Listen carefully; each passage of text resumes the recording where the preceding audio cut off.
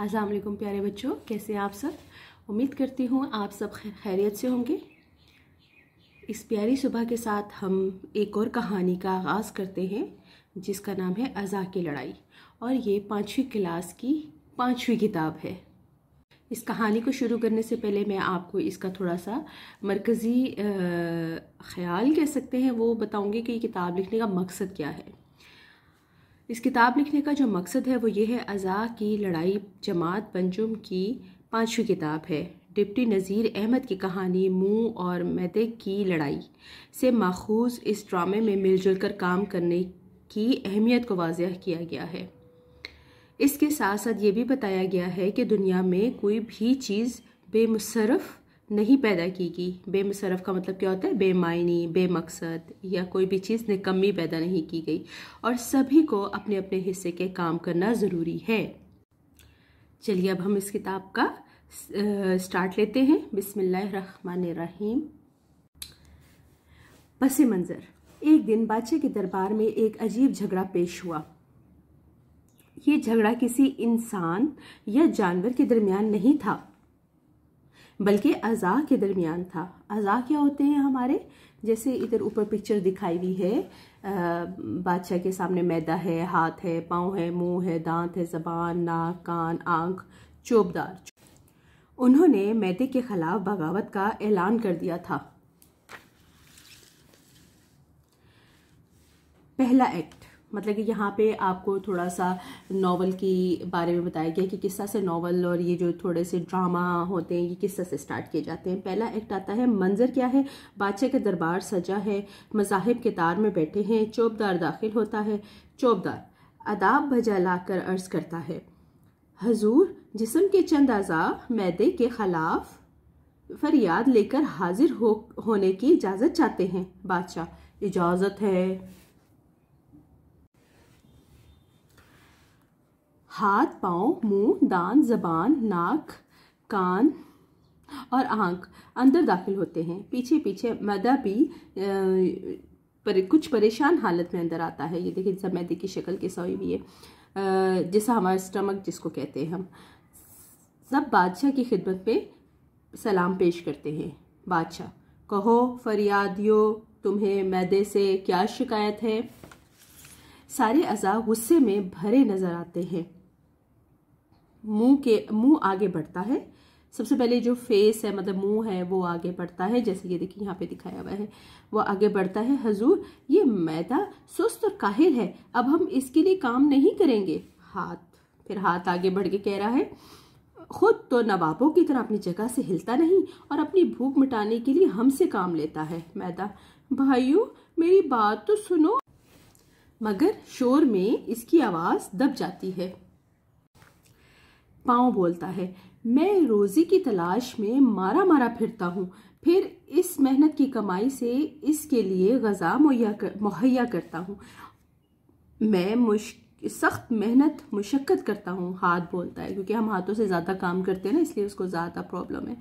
रोज़ी कमाता हूँ, इसके लिए खाना तैयार करता हूँ, इसे खाना पेश करता हूँ और ये खा के सिर्फ आराम करता है। मैदा, भाइयों मेरी भी सुनो।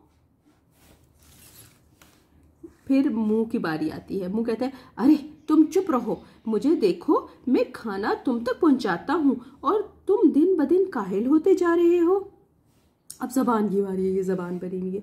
मैं तुम्हारे लिए खाना चखती हूँ ताकि अच्छे अच्छे जायकेदार खाने तुम तक पहुंचे। दांत, मैं चबाता हूँ ताकि तुम्हें तकलीफ ना हो। मैदा कहता है नरम से लहजे में, मेरे अजीजों मेरी बात तो सुनो। नाक, आज हम तुम्हारी कोई बात नहीं सुनेंगे। मुझे देखो, मैं सूंघ कर बताती हूँ कि खाना बासी है या ताज़ा, बदबूदार है या खुशबूदार। कान, साहिबो मैं सुनकर इस बात का पता देता हूँ कि खाने की कौन सी चीज़ कहाँ मिल सकती है। आँख, मैं देखकर अच्छे और बुरे खाने की तमीज करवाती हूँ। मैं खाना देखकर ही बता देती हूँ कि ये अच्छा है या बुरा। मैदा फिर नरम लहजे में, क्योंकि वो तो बेचारा फंसा पड़ा है, अजीजों मुझे तुम्हारी मेहनत का इकरार है, लेकिन अभी उसकी बात खत्म नहीं हुई तो बादशाह गुस्से से कहता है, खामोश रहो, मुंह को बोलने दो। मुंह, अब हम इसे ग़ज़ा नहीं दे सकते, ये अपनी काहली छोड़े और खुद जो कर सकता है करे। बादशाह, ठीक है, आज से कोई मैदे के लिए काम नहीं करेगा।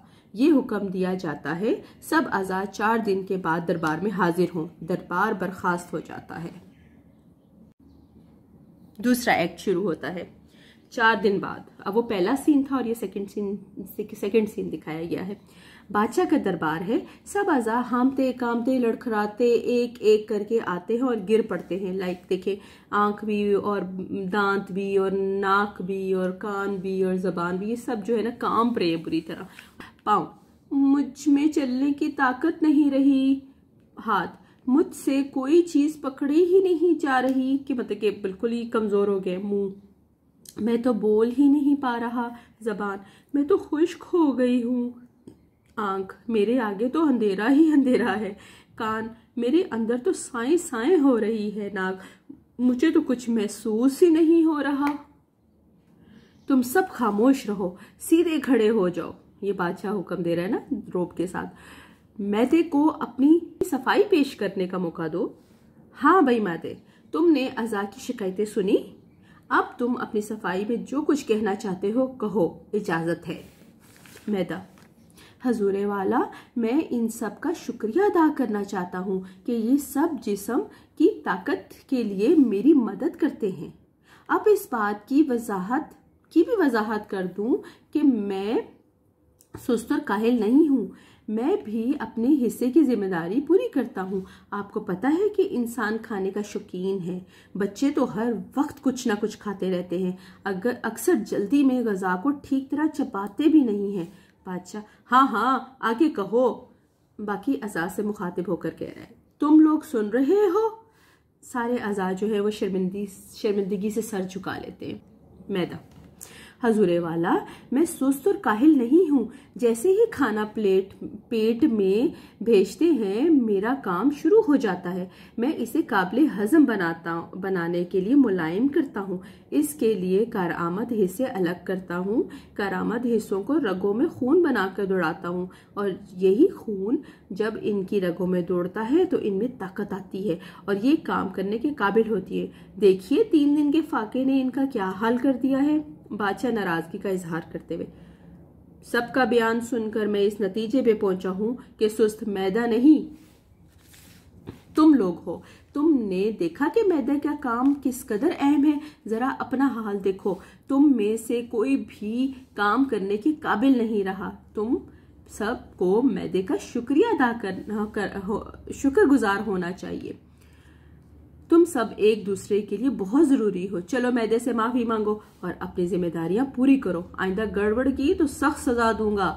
तमाम अज़ा हामते कामते यक जुबान होके, हजूर हमें माफ कर दे। मैदे भाई तुम भी हमें माफ कर दो। आइंदा हम सब मिल के रहेंगे और एक दूसरे की मदद करेंगे।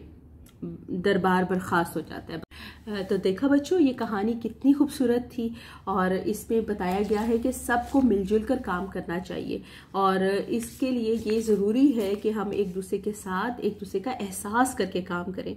मुझे ये कहानी बहुत पसंद आई। आप मुझे कमेंट बॉक्स में बताइए कि आपको ये कहानी कैसी लगी। अब मैं इजाज़त चाहती हूँ। आप मेरे चैनल को लाइक कीजिए, सब्सक्राइब कीजिए और शेयर कीजिए ज़्यादा से ज़्यादा, और मुझे कमेंट बॉक्स में अच्छे अच्छे कमेंट्स कीजिए।